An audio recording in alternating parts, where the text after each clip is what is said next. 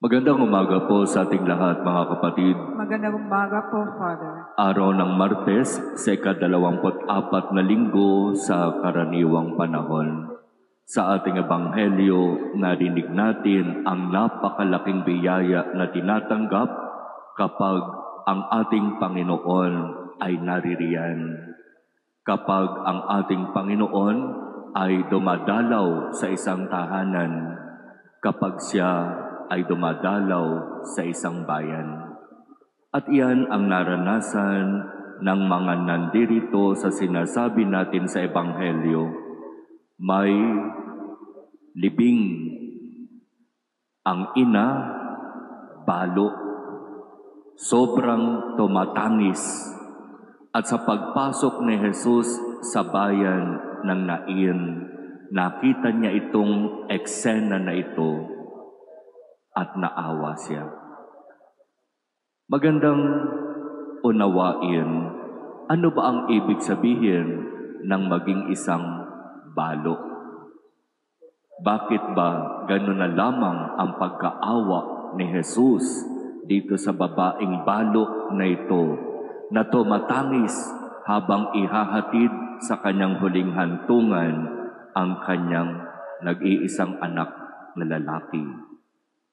Magandang malaman na ang sitwasyon ng isang babaeng balo sa panahon ng ating Panginoon ay nakakalungkot.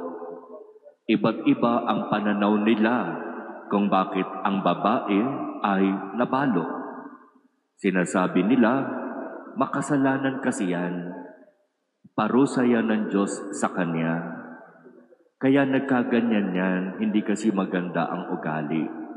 Masamang tao kasi ang babaeng yan, kaya siya'y pinarusahan ng Diyos. At dahil ang pagtingin nila sa nababalo ay pinarusahan, wala nang gustong lumapit sa kanya. Wala nang gustong magbigay ng trabaho sa kanya.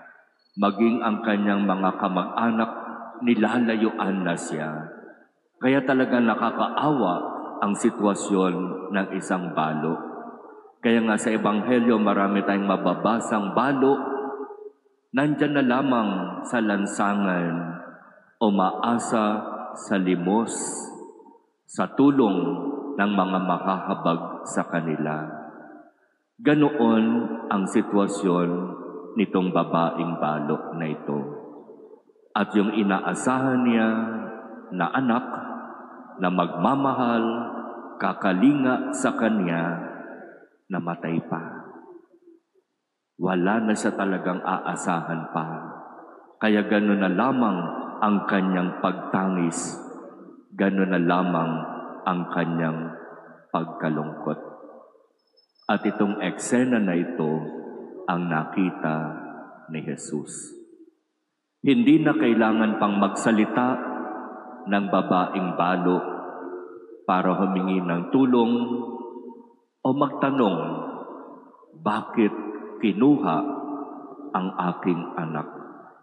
Wala nang ganon sa kwento, basta't ang malinaw sa sitwasyon ng babaeng balo na habag si Jesus.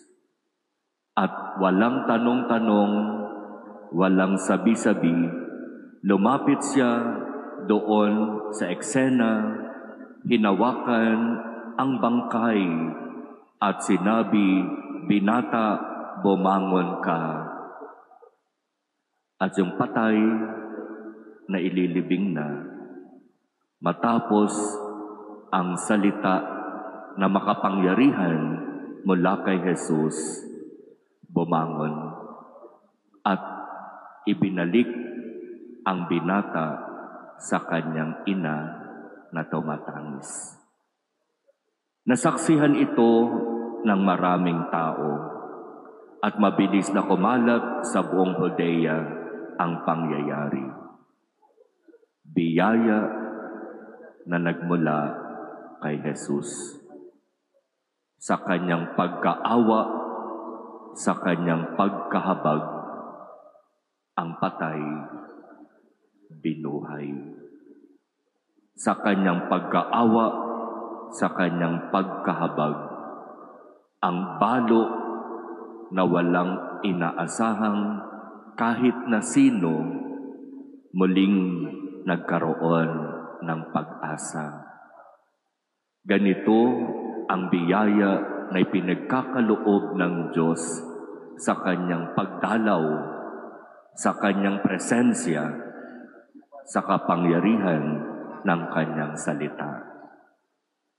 Mga kapatid, napakaganda ang kwentong ito, lalo na kung iuugnay natin sa kwento ng ating buhay at kung tunay na ang ating Panginoon ay dadalaw sa ating tahanan, sa ating mga buhay, sa ating bayan, sa ating bansa.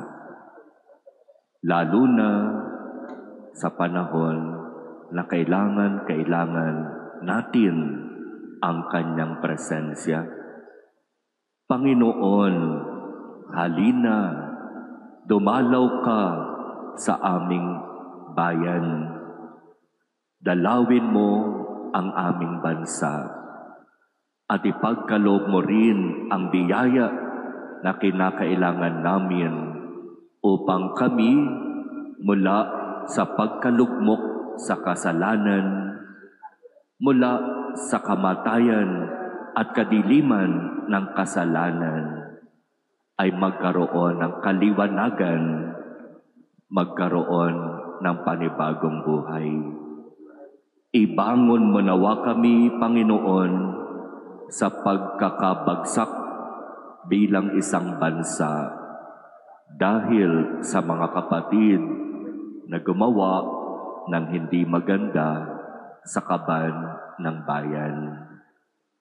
Panginoong Jesus, dumalaw ka at ipagkaloob mo ang biyaya sa bawat isa sa amin.